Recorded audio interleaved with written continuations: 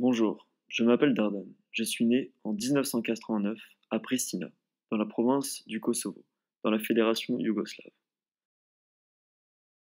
En 1993, quand j'ai eu 4 ans, je suis arrivé dans mon école et je me suis fait un copain. Salut, moi c'est Miroslav, mais tout le monde m'appelle Miro. Je suis serbe et orthodoxe. Je l'aime bien, même si mon papa aime pas trop que je traîne avec des Serbes. Nous, on est albanais et musulmans. Un soir, papa et grand frère se sont disputés très fort, et mon grand frère est parti de la maison. Papa m'a dit qu'il avait rejoint l'UÇK. C'est l'armée de libération du Kosovo. J'ai raconté à Miroslav qui m'a dit.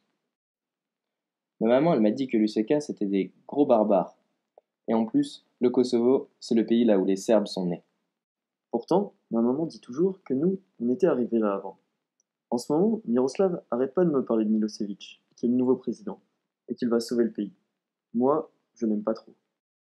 En 1997, quand j'avais 8 ans, on a vu passer plein de gens qui criaient dans la rue Republika Kosovo. Quelques semaines plus tard, ils sont revenus dans la rue. Mais cette fois, il y avait aussi des militaires. Miroslav a dit. Mon papa dit que les militaires sont là pour nous protéger des méchants Albanais. Moi, mon papa, il m'a pas dit ça. Il m'a dit que les militaires, ils ont fait des exactions. Ils ont tué plein d'innocents. Après, on s'est bagarré très fort. Et on s'est dit qu'on n'était plus copains. Papa ne veut plus que j'aille à l'école. De toute façon, il n'y a plus d'école. Papa veut plus qu'on sorte de la maison parce que les militaires serbes pourraient nous tuer. Il dit aussi qu'ils ont tué des milliers de personnes. Les seules informations qu'on avait de l'extérieur, c'était la télé. Le 13 octobre 1998, un monsieur a parlé à la télé. Le président serbe, M. Slobodan Milosevic, a désormais 4 jours pour se plier aux exigences de la communauté internationale. Sous la menace d'une frappe militaire, les Serbes doivent retirer leurs troupes et permettre, dans des conditions favorables, le retour des réfugiés au Kosovo. Après ça, les militaires sont partis et on a pu ressortir. Mais pas pour très longtemps, car on entendait encore beaucoup d'histoires de combats entre les militaires et l'UÇK, des disparitions, des attentats et même des tortures. Un soir, mon frère est revenu. Il avait beaucoup changé et il était blessé aussi. On aurait dit qu'il avait vieilli. Il revenait du nord du Kosovo. Ils avaient été attaqués par les Serbes. 16 de ses copains étaient morts et lui, il avait réussi à s'enfuir. Il s'était réfugié chez nous parce qu'il était trop blessé. Le 20 mars, on a entendu à la télé. Le dernier espoir s'est effondré après l'échec de la conférence de Rambouillet. Ibrahim Rugova, le leader des Albanais du Kosovo, a signé l'accord d'autonomie, de même que les durs de l'UÇK, pas les Serbes, qui refuseront jusqu'au bout qu'une force internationale de maintien de la paix de 26 000 hommes vienne s'installer ici, au Kosovo. Mes parents ont dit que ça devenait trop dangereux de rester chez nous, à cause de la guerre. Ils ne croyaient plus en la paix. Du coup, le 24 mars, on est parti chez ma grand-mère, en Albanie, pour se réfugier.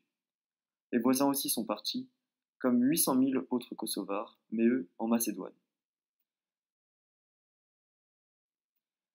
Et ce jour-là, des avions de l'OTAN commençaient à bombarder les bases serbes.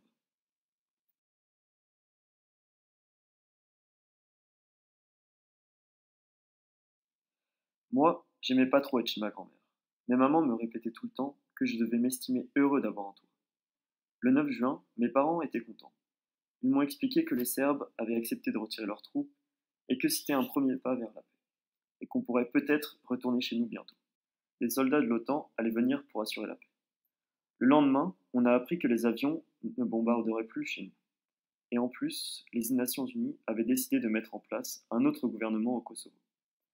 À table, on parlait de plus en plus de rentrer à la maison. Et 2 mois plus tard, on est rentré.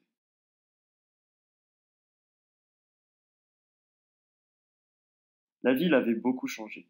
Il y avait des ruines partout. Mais on était heureux de rentrer, et en plus, on se sentait en sécurité.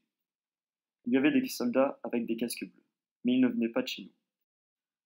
Aujourd'hui, j'ai 19 ans. Le Kosovo vient d'acquérir son indépendance, mais seuls 54 États membres de l'ONU l'ont reconnu. Même si depuis l'indépendance, nous avons notre propre gouvernement et notre propre administration, l'ONU est toujours présente avec sa mission MINUC pour maintenir la paix et assurer la sécurité. Néanmoins, les tensions sont toujours très vives avec la Serbie, y compris avec la communauté serbe au Kosovo.